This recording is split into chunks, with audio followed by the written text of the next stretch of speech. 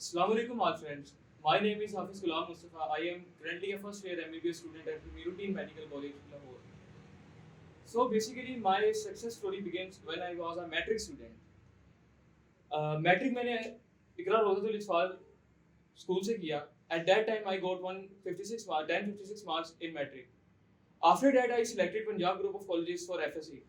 Alhamdulillah, I scored 1090 marks in FSC, and then my MD CAT preparation began. In MD CAT, Alhamdulillah, I got 175 marks out of 210. Now I got admitted in Amiruddin Medical College. बहुत सारे student मेरे से इस बारे में पूछते हैं कि मैंने एमडी कैट की स्टडीज कैसे की, मैंने एफएससी की स्टडीज कैसे की, और मैंने यानी कि मैट्रिक लेवल से लेकर एमडी कैट तक मैंने किस तरह पढ़ा और यानी कि किन किन मराहल से मैं गुजरा, क्या क्या मैंने डिफिकल्टीज फेस की, और मैंने किस किस तरह अपनी यानी कि तैयारी की, और कैसे कैसे मैंने एग्जाम दिए, एग्जाम की टिप्स, स्टडी के रिसोर्सेज मेरे से अक्सर इन बारे में पूछा जाता है. आज सर आतिफ साहब ने मुझे बोलने का मौका दिया, तो मैंने सोचा कि जो कुछ मेरे दिल में है, जिस तरीके से मैंने तैयारी की, जिन मराहल से मैं गुजरा, आज वो सब आपके सामने बयान करूँ. सो अल्लाह के नाम से इब्तिदा करता हूँ. सबसे पहले तो जो चीज़ सबसे अहम है वो है अल्लाह पर यकीन.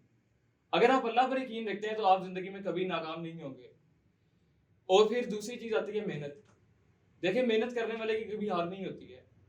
If you are struggling hard then one day you will get the success. यही कामयाबी का असल कुरिया है कि आप मेहनत भी करें, अल्लाह पर यकीन भी रखें, और तीसरी अहम चीज़ है दुआ. आप बड़ों का अदब एहतराम करें, उनकी दुआएं लें, आप इंशाल्लाह एक ना एक दिन ज़रूर कामयाब होंगे.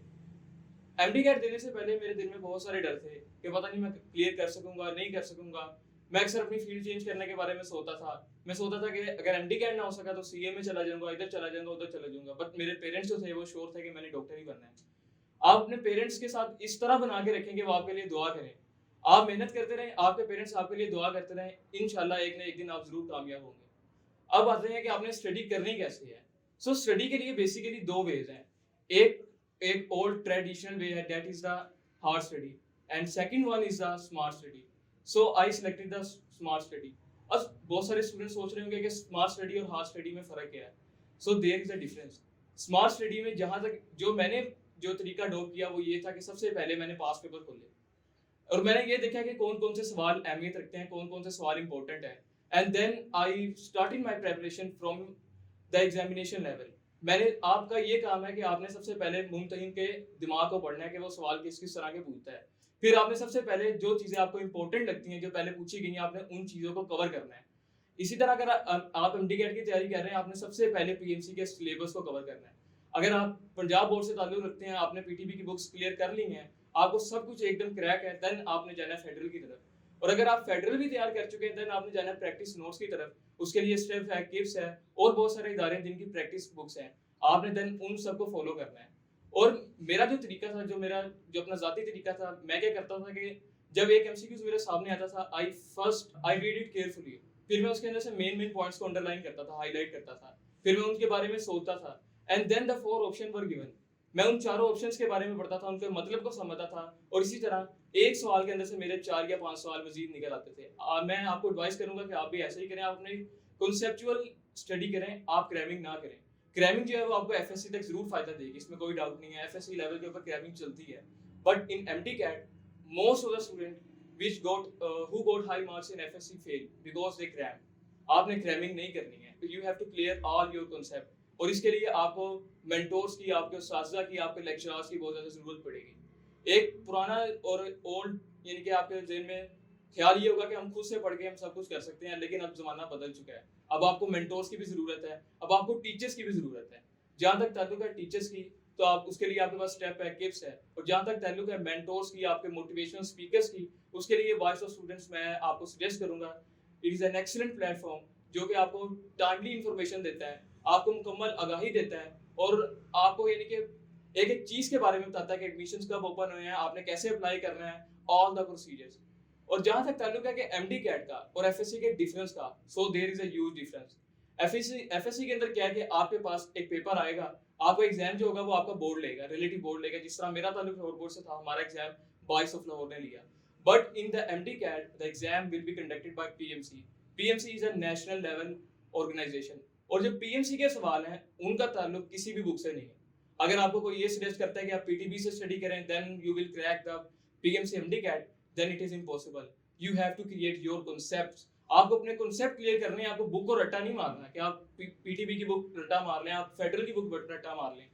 मेरा तो ये ख्याल है कि अगर आप तमाम की तमाम बुक्स को भी रट्टा मार लेते हैं, even then you will be unable to crack the MD CAT exams. It is based on your concept. अगर आपने सिर्फ पीटीबी से पढ़ा, आपका कॉन्सेप्ट क्लियर है, then you will be able to do it. So मेरी जो तमाम बात का जो लेवल बात था, ये था कि आपने अपने कॉन्सेप्ट को क्लियर करना है.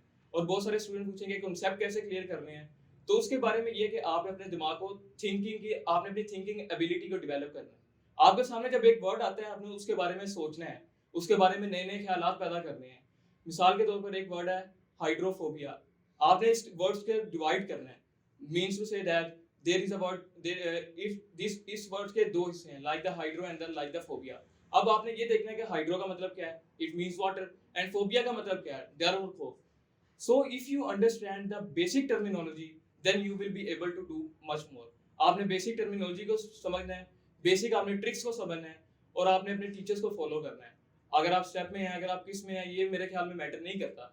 You will only clear your concept. आपने सिर्फ और सिर्फ अपने कॉन्सेप्ट क्लियर करने हैं. आपको पहले आपने पीएमसी के सिलेबस को कवर करना है, और अगर आपका सिलेबस कवर हो गया, आप रिपीटेड स्टूडेंट है, आपके पास टाइम है, then you will also read some extra topics from your book.